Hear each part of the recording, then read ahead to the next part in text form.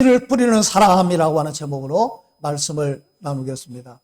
한국교회는 7월 첫째 주일을 맥주 감사 주일로 지킵니다.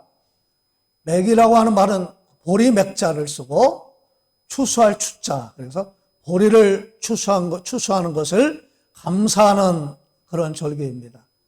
그런데 사실은 보리가 아니고 밀을 추수하는 그런 절기입니다. 세번역 성경에는 출애굽기 34장 22절을 이렇게 번역을 했습니다. 너희는 밀을 처음 거두어 들일 때에는 77절을 지키고 그랬어요. 히브리 성경이나 영어 성경에도 밀을 추수하는 것으로 그렇게 되어 있습니다. 맥추절은 이스라엘에서 반드시 지켜야 되는 3대 절기 가운데 하나입니다. 출애굽기 23장을 보니까 무교절, 맥추절, 수장절, 이 절기를 3대 절기라고 이야기를 했습니다. 무교절은 우리가 6월절 잘 알고 있잖아요.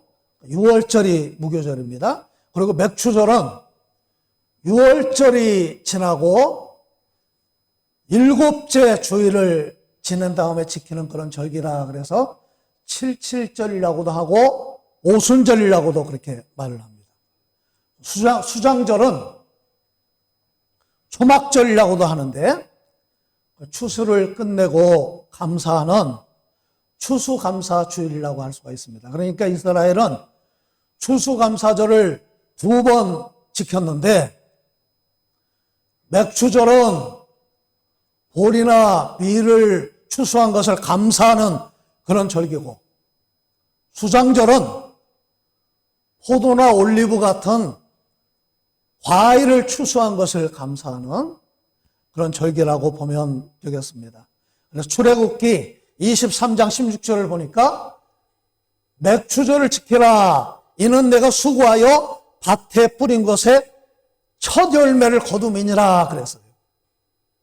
맥추절은 이스라엘에서 처음 열매를 드리는 아주 중요한 그런 절기입니다. 그런데 우리는 밀농사 위주가 아니고 우리는 쌀농사 위주이기 때문에 맥추절의 의미가 사실은 크지 않고 추수감사주의를 우리는 아주 크게 지킵니다. 그래서 맥추절은 1년 중에 6개월을 감사하는 그런 절기다 그렇게 이야기하기도 합니다. 그런데 저희 교회는 맥추 감사주의를 부활절이나 추수감사절 같은 그런 절기로 지키지는 않습니다. 그 의미는 우리가 기억을 하는데 절기로 우리 교회는 지키지를 않습니다. 자, 시편 126편 5절 말씀을 같이 보겠습니다. 시작. 눈물을 흘리며 씨를 뿌리는 자는 기쁨으로 거두리로다. 씨를 뿌리는 자는 뭐 한다고요? 거두리로다 그랬어요. 뿌리는 것은 힘이 듭니다. 수고가 있어야 되고 땀이 있어야 되고 헌신이 있어야 되고 그래서 눈물로 씨를 뿌린다 그렇게 표현을 했습니다. 뿌리면 거두는 열매가 있어요. 그래서 기쁨으로 거둔다고 표현을 했습니다. 장자크 루소가 남긴 명언이 있죠. 인내는 쓰다, 그러나 그 열매는 달다. 인내는 열매 이름이 아닙니다. 과일 이름 아니에요. 인내라고 하는 말 속에는 땀이 들어가 있습니다. 노력이 있습니다. 애를 쓰는 겁니다. 실패가 그 안에 있습니다. 기다림이 그 안에 있어요. 눈물이 그 안에 있습니다. 고통이 그 안에 있습니다. 그리고 나면 항상 열매는 달콤한 것입니다. 똑같은 명언이 성경에 있습니다.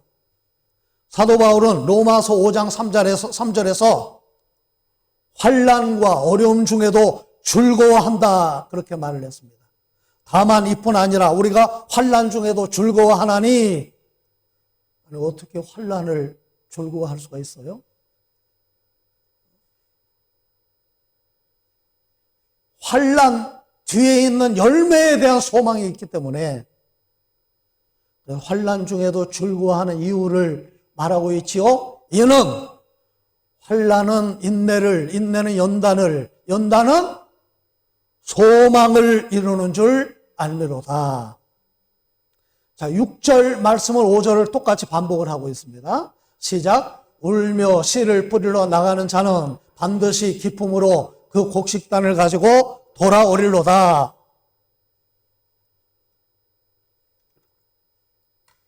예수님이 마태복음 13장에서 천국에 대한 비유를 말씀하시면서 가장 중요한 말씀으로 씨 뿌리는 비유를 말씀하셨지요. 4종류의 밭이 있어요.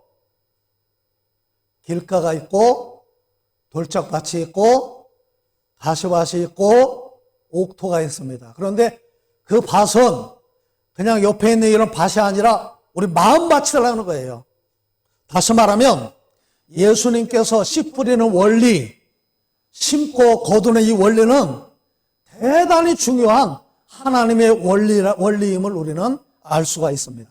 창세기 1장을 보니까 하나님이 천지를 창조하실 때에 첫날에 뭐를 만드셨어요? 빛이 있으라 빛과 어둠을 만드시고 둘째 날 공창을 만드셨죠. 셋째 날 육지와 바다를 나누시면서 창세기 1장 11절 12절에 이렇게 말씀하셨습니다. 하나님이 이르시되 땅은 풀과 씨 맺는 채소와 각기 종류대로 씨 가진 열매 맺는 나무를 내라 하시니 그대로 되어 땅이 풀과 각기 종류대로 씨 맺는 채소와 각기 종류대로 씨 가진 열매 맺는 나무를 내니 하나님의 보시기에 좋았더라.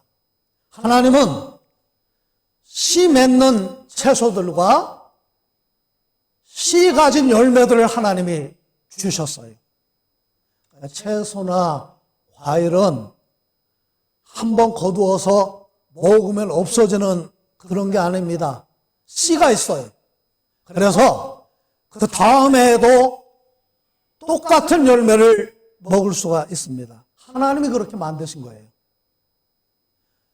우리가 사람이나 동물이나 굶지 않고 오늘까지 우리 인간이 배부르게 먹고 살아있을 수 있는 이유는 식물에 씨가 있기 때문에 그렇습니다.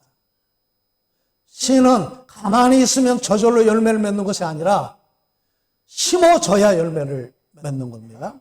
요한복음 12장 24절에도 이렇게 말씀했지요. 내가 진실로 진실로 너희에게 이르노니 한 알의 밀이 땅에 떨어져 죽지 아니하면 한 알 그대로 있고 죽으면 많은 열매를 맺느니라. 아멘. 심는 것은 죽는 거예요. 저절로 자라기도 하지만 심는 거에는 수고가 따릅니다. 희생이 따릅니다. 죽는 것으로 끝나지 않고 그 죽음을 통해서 많은 열매를 맺습니다. 30배, 60배, 100배의 열매를 맺기도 합니다. 그래서 본문을 보니까 씨를 뿌리는 자는 무엇으로 거두어요? 기쁨으로 거둔다. 그 말을 바꾸면 그렇게 말을 할 수가 있지요. 뿌리지 않는 사람은 거둘 것이 있어요, 없어요? 없어요. 예. 세상은 심지 않고 거두려고 하는 사람들 때문에 늘 시끄럽습니다. 그런 사람을 불안당이라고 우리는 이야기합니다.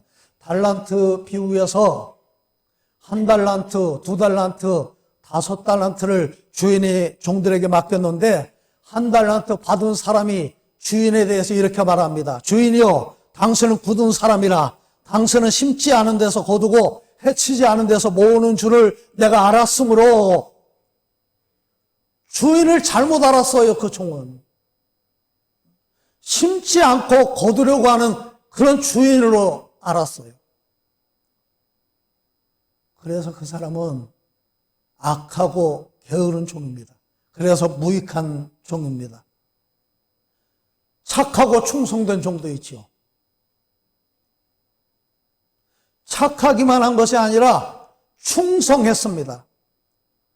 주인을 위해서 눈물로 씨를 뿌리고 갑절로 그들은 거두었습니다. 씨를 뿌리는 사람은 추수하는 내일이 있습니다. 달란트는 내 것이 아닙니다. 주인의 것입니다. 오늘 저와 여러분들이 주인 앞에 설 때 반드시 맡겨주신 달란트를 따라서 저와 여러분들은 심판을 받게 될 것입니다. 갈라디아서 6장 7절 스스로 속이지 말라. 하나님은 만홀히 여김을 받지 아니하시나니 사람이 무엇으로 심든지 그대로 거두리라. 자기의 육체를 위하여 심는 자는 육체로부터 썩어진 것을 거두고 성령을 위하여 심는 자는 성령으로부터 영생을 거두리라. 심는 대로 거둔다는 거예요. 여러분, 우리 흥성용락교회가 저는 그렇게 믿습니다. 이 교회를 위해서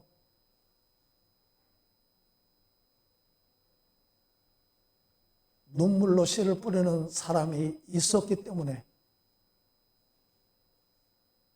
이 교회가 존재한다고 저는 생각을 합니다. 구경하는 사람, 밖에 있는 사람이 이 교회를 열매 맺게 하는 것이 아니라 교회 안에서 씨를 뿌리는 사람이 교회를 만들어가는 것입니다. 정성으로 예배 드리는 것이 씨를 뿌리는 것입니다. 헌신하는 것이 씨를 뿌리는 거예요. 이 교회를 위해서 기도하는 그 기도가 씨를 뿌리는 거예요. 11조를 드리고 감사의 제물을 드리고 예물을 드리는 것이 씨를 뿌리는 것입니다. 저는 목사로서 끊임없이 고민하는 것은 내가 믿는 하나님, 내가 믿는 종교가 계시 종교냐, 사람이 만든 종교냐. 교회 안에 있지만 이 교회가 사람이 만든 교회냐, 주님이 피로 값주고 사신 교회냐. 사람이 만든 종교라면 씨를 뿌릴 필요 없죠. 사람이 만든 교회라면 제가 여기 있을 이유가 없죠. 그분은 살아계시기 때문에 피로 값주고 사신 교회를 우습게 여기는 것은 저는 그렇게 믿습니다. 그것은 하나님을 우습게 여기는 거예요. 우리가 믿는 하나님이 살아계시고 우리가 믿는 종교가 사람이 만든 종교가 아니라 살아계신 하나님을 믿는 계시 종교라고 한다면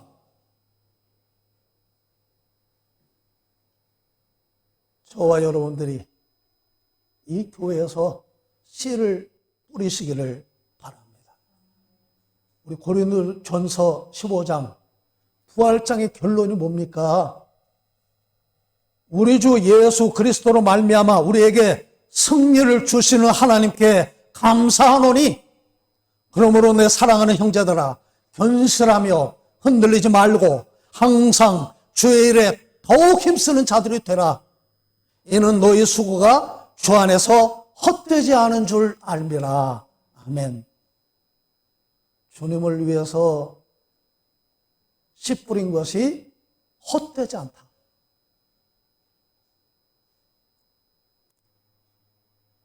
여러분, 심는 대로 거둔다고 할 때 좋은 것을 심어야 되지 않겠어요? 당장 먹을 1년생 채소도 심지만 100년, 500년, 1000년간은 백향목 같은 그런 나무도 심어야 되지 않겠어요? 조금 심으면 조금밖에 못 거둡니다. 오늘 저 여러분들이 믿음 안에서 많은 것들을 심으시기를 주님의 이름으로 축복합니다. 씨가 하루아침에 열매 맺지 않습니다. 믿음의 조상 아브라함이 이삭을 열매로 받은 것은 25년이 지나서 100세가 되었을 때 그 열매를 거두었습니다. 이스라엘 사람들은 조금 기다리다가 포기하는 사람들이 아닙니다. 하나님의 약속은 반드시 이루어진다는 거예요. 씨를 뿌렸으면 기다려야 됩니다. 근데 우리는 기다리다가 낙심할 때가 많아요. 우리가 선을 행하되 낙심하지 말지니 피곤하지 아니하면 때가 이름에 거두리라. 갈라디아서 6장 9절. 참 저는 이 씨 뿌리는 원리에서요, 한 가지 중요한 원리를 깨달았습니다. 뭐냐? 울며 씨를 뿌려도 절대로 불평하면서 씨를 뿌리면 안 된다. 여러분, 감사하면서 씨를 뿌리시기를 바랍니다. 우리가 씨를 뿌리면서 늘 울면서 씨를 뿌리면서 늘 불평하고 원망하는 이게 문제예요. 원망할 거리, 불평할 거리는 얼마든지 있습니다. 세상에 널리고 널린 게 원망할 거리고 불평할 거리들입니다. 그래서 우리가 뭐 하면서 집에서도 남편에게 뭐 해주면서 자식에게 뭐 해주면서 욕하고 불평하지 말고 감사하면서 하시기를 바랍니다. 반드시 기쁨으로 그 곡식단을 가지고 돌아올 때가 있다는 거예요. 아멘? 예. 저는 씨 뿌리는 사람이 가져야 될 감사의 원리를 하박국 3장에서 찾아보았습니다. 세 가지 원리가 있습니다. 3장 16절 보겠습니다. 시작. 내가 들었으므로 내 창자가 흔들렸고 내 목소리로 말미암아 내 입술이 떨렸도다. 우리가 우리를 치러 올라오는 환난 날을 내가 기다림으로 썩이는 것이 내 뼈에 들어왔으며 내 몸은 내 초소에서 떨리는 도다. 하나님의 음성을 듣고 창자가 흔들렸다. 이거는 원어에는 그렇게 되어 있어요. 자궁이 흔들렸다는 거예요. 온 몸이 흔들린 거예요. 지금 닥치는 어려움이 얼마나 큰지 16절에 보니까 뭐라고 표현을 했냐면 환난 날이라고 표현을 했습니다. 그것은 우리를 치러 올라오는 바벨론 사람이 예루살렘을 치러 올라오는 그런 광경을 지금 여기서 말씀하고 있는 겁니다. 하박국은 그런 위기 앞에 하나님 앞에 기도합니다. 하나님의 택한 백성을 징계하시면서 왜 하나님을 믿지 않는 저 이방 나라 바벨론을 통해서 하나님의 백성을 징계하십니까? 그랬더니 하나님이 하시는 말씀이 내가 바벨론을 통해서 택한 백성 이스라엘을 징계하지만 징계한 후에 다시 이스라엘을 회복시킬 것이다. 여러분, 우리가 고통 중에 있으면서 입술이 떨리고 창자가 떨리고 환난 날에 썩이는 것이 내 뼈에 들어오고 집에 있어도 온몸이 떨리는 그런 두려운 상황 가운데 있어도 그런 때 어떻게 감사가 나오겠어요? 그런데 그래도 감사하시기를 바랍니다. 환난 중에도 어려움 중에도 눈물을 흘리는 상황 속에서도 감사하시기를 바랍니다. 그 다음에 두 번째, 없는 중에도 감사하시기를 바랍니다. 17절 시작. 비록 무화과나무가 무성하지 못하며 포도나무에 열매가 없으며 감람나무에 소출이 없으며 밭에 먹을 것이 없으며 우리의 양이 없으며 외양간에 소가 없을지라도 무화과나무, 포도열매, 올리브나무, 나무 열매, 밭의 식물, 양이나 소는 그 당시에 사람들이 살기 위해서 반드시 필요한 그런 것들입니다. 나에게 꼭 필요한 그런 것들이 없을지라도 감사하겠다는 거예요. 미우라 아야코라고 하는 사람이 그 빙점이라고 하는 유명한 소설을 썼지요. 이분이 24살 때 폐결핵을 앓고 합병증으로 13년 동안 누워 있었던 거예요. 뭐 반기부스를 하고 밖에 풍경을 볼 수가 없어서 거울로 창을 이렇게 비추어 가지고 밖을 쳐다보고 대소변도 자기 마음대로 가릴 수 없었던 거예요. 그런데 이분이 그 고통 중에 하나님을 믿었어요. 하나님을 만나고 나니까 너무 감사해요. 그래서 그 감사의 마음을 가지고 글을 쓰기 시작했는데 놀라운 글들을 이분이 많이 썼습니다. 그 대표작이 바로 빙점이라고 하는 책입니다. 빙점이라고 하는 말은 물이 어는 온도점이잖아요. 반대로 말하면 물이 녹는 온도점이에요. 사람의 마음이 얼음이 어는 것처럼 차갑게 얼어붙을 수도 있고 물이 녹는 것처럼 사람의 마음이 녹을 수도 있다. 사람의 마음이 얼어붙으면 바늘로 찔러도 피 한 방울 안 나오지만 사람의 마음이 녹기 시작하면 태평양도 품을 수 있는 게 우리 사람의 마음입니다. 이분이 77세 때 세상을 떠났는데 74세 때 74살 때 자기 인생을 돌아보면서 그런 고백을 했습니다. 내가 인생을 돌아보니까 병 때문에 내가 너무 힘들었는데 내가 건강하지는 못했지만 병으로 잃은 것은 건강뿐이고 내 인생은 감사할 것밖에 없다.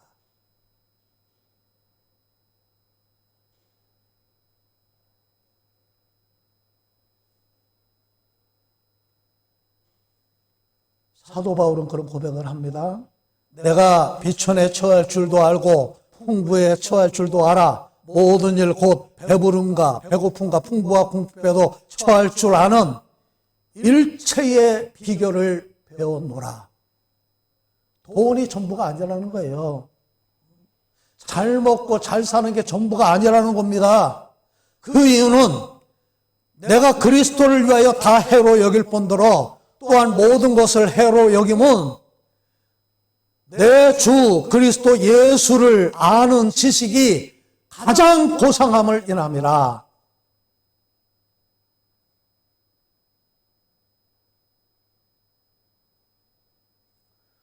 성숙한 신앙의 자세는 없어도 감사하는 거예요.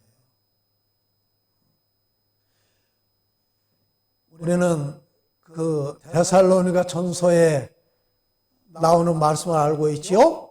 항상 기뻐하라, 쉬지 말고 기도하라, 범사에 감사하라. 그것이 누구의 뜻이에요? 하나님의 뜻이니라. 이는 그리스도의 예수 안에서 너희를 향하신 하나님의 뜻이니라.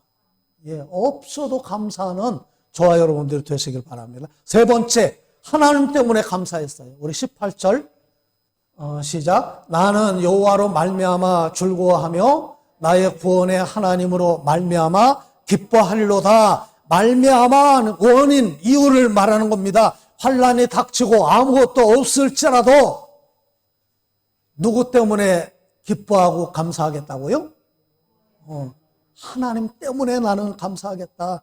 우리는 예수 믿는 사람들은 두 가지 특별 은혜를 받았어요. 하나는 일반 은혜입니다. 일반 은혜는 햇빛을 주시고 공기를 주시고 물을 주시고 누구에게나 베풀어 주시는 은혜입니다. 우리는 그 은혜 앞에도 감사할 수 있어야 돼요. 그런데 예수 믿는 사람은 특별 은혜를 또 받았어요. 하나님이 나를 택하셔서 자녀 삼아주신 그런 은혜입니다.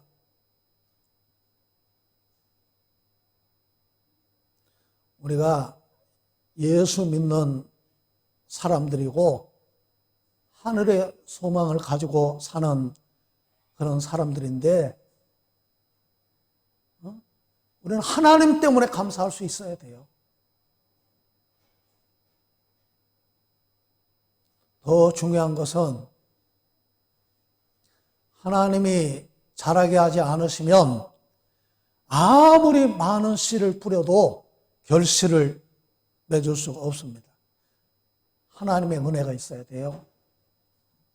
오늘 저와 여러분들이 환난 중에도 감사하고 없는 중에도 감사하고 하나님 때문에 감사하면서 계속해서 씨를 뿌리는 저와 여러분들이 되시기를 주님의 이름으로 축원합니다.